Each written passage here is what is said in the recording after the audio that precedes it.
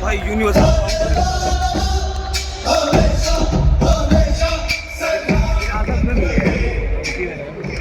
हाँ किसी को दिखाना भी है। ये लो ना दोस्तों, इससे बना लो ना, बहुत देर से हाथ दर्द हो रहा है। आज जो शख्स पागल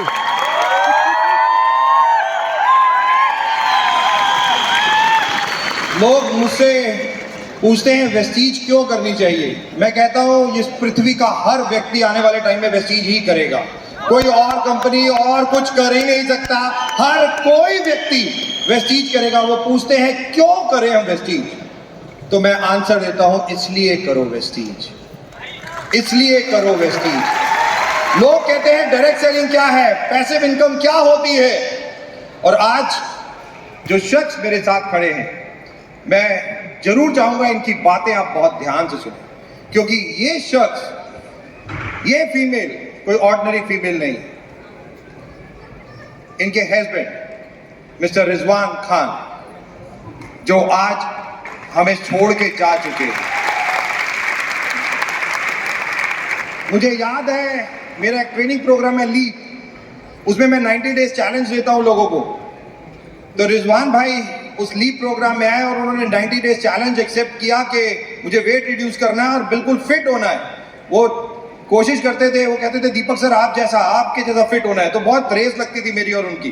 वो जिम से अपना वीडियो कॉल करते थे, मेरे को कई बार फोटोग्राफ भेजते थे, वॉक भागते थे सुबह तो मेरे को वीडियो कॉल करते थे और दिखाते थे कि सर आपसे भी ज्यादा फिट होकर मैं दिखाऊंगा। मेरे को बहुत इंस्पायर करते थे। बट इस कोविड के दौरान हम सब लोगों ने बहुत अपने लोगों को खो दिया, और उनमें एक हमारे अपने रिजवान भाई भी थे। और दोस्तों, आज जब वो नहीं है, लोग कहते हैं वेस्टीज क्यों करूं। मैम, जब रिजवान भाई थे तब आप वेस्टीज के बारे में कुछ जानती थी? जी सर, जानती थी, लेकिन कभी करने नहीं सोची थी। कुछ चीज़ें होती हैं जो हम कहते हैं कि हमारे लिए मुश्किल हैं। जैसे जब लॉकडाउन लगा सब परेशान थे कि कैसे बिजनेस किया जाए, तो जूम आया हमारे लिए। तो ये कि पहले से रास्ता जैसे मेरे लिए बन रहा था, जब ऑफलाइन था तो उतना मुझे पता नहीं था, लेकिन जब ऑनलाइन हुआ, जूम पे हुआ, तो मुझे बहुत सारी चीज़ें पता चली, क्योंकि मैं घर में रहती थी, बहुत बार बैठती थी। तो कुछ चीज़ें मुझे पहले 1 साल पहले थोड़ा थोड़ा पता चलने लगा था। लेकिन मुझे घर में रहना बहुत पसंद था, आज भी अच्छा लगता है। शायद होते तो आज भी नहीं निकलती। तो कभी सोची नहीं थी कि यहाँ पे आके खड़ी होंगी, और पहला मेरे लाइफ का ये पहला अवार्ड फंक्शन है जो मैं स्टेज पे आके अवार्ड ले रही हूँ। अभी तक सिर्फ बच्चों के स्कूल पे गई थी, तो बच्चों को जब मैं इस पे स्टेज पे देखती थी तो मेरे आँख से खुशी से आंसू निकल जाते थे। लेकिन कभी नहीं सोची थी अपने लाइफ में कि मैं आके अकेले अवार्ड फंक्शन होगा और अवार्ड लूँगी। तो thank you so much sir, आपका और पूरी मैनेजमेंट टीम का, कि इतना सपोर्ट के लिए।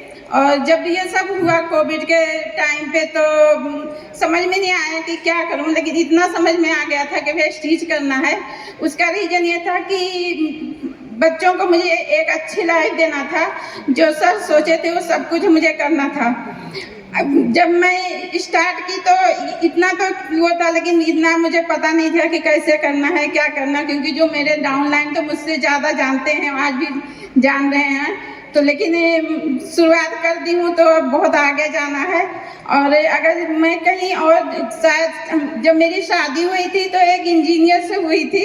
मैं नेपाल की हूँ, तो उस टाइम पे नेपाल में नेटवर्क मार्केटिंग किसी को नहीं पता था। जब मैं यहाँ आई तो पता चला कि ये तो नेटवर्कर हैं। लेकिन मुझे कभी भी ये नहीं दुख था कि ये क्या कर रहे हैं, क्योंकि इतने अच्छे नेचर के थे, इतना वो था, विश्वास था कि जो भी करेंगे अच्छा करेंगे। और बहुत अच्छे से सब कुछ चल रहा था, लेकिन बीच में ये हो गया तो बहुत तकलीफ हुई, बहुत मुश्किल आई। लेकिन शुक्रगुजार हूँ सारे डाउनलाइन का, अपलाइन का, जो आज भी हमेशा सपोर्ट करते हैं।